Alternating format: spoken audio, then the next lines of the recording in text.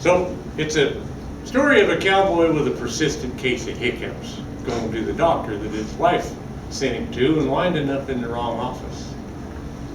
So picture this nearsighted cowboy shuffling up the walk, peering at all the nameplates and forgetting the name of the dock. Was it Acom or Allen or Ackerman?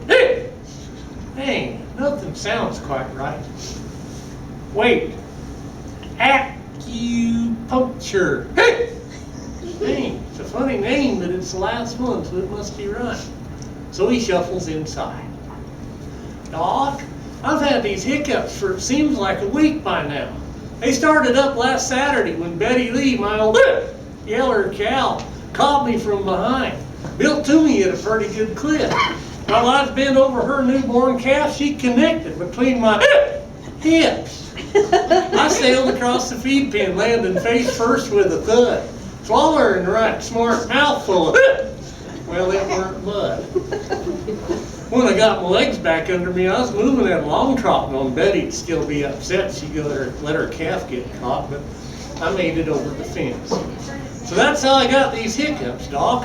You think you can do anything? I've tried all the homemade remedies. Shoot, yes, I've tried everything from holding my breath while upside down and hanging by my knees to gnawing month-old corn dodgers and chewing cookies, coffee. Well, Doc asked lots of questions about all my other aches and pains, and some was downright personal. I sure didn't think pertained to a dang old case of hiccups that a skinny old cowpoke could have, but I answers them all best I could, describing the aches I got. And then Doc says, now, get undressed and face down on that cot. But first, them boots has got to go, she says, wrinkling up her nose. I'll return when you are ready. Why not set them outside the window? But Doc, I cries, I'm modest. But she's already out the door, so I shucks my dungarees and slips under the sheets and places my Stetson just so. Well, Doc walks back in and starts up a stereo playing some Chinaman song, and I was wishing it's Joe the Wrangler, so at least I could sing along. But I noticed she's toting needles, and as I'm wondering what the hey, she starts a poking them in me. Dang it, I can't get away. She's a jabbing them in my elbows and poking them in my legs, and I'm still covering the backside, but now I'm starting to beg. Doc, I'm pleading with you. Needles make me scared.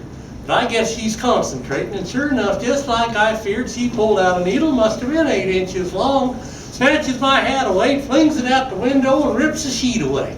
Jumps the straddle of me in that cot before I could scramble and hide, and plumb to the hilt, she jabs that thing in my tender underside.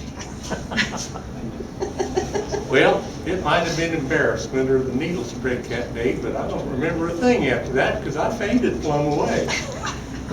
When I come to, the first thing I seen was the Doc and my hiccups was gone. I hollered and danced me a cowboy jig after I pulled my britches back on. When I was counting the cash a year later, I struck with a brilliant idea. Doc, you think you could cure bad attitude? Would you come out and treat Betty Lee?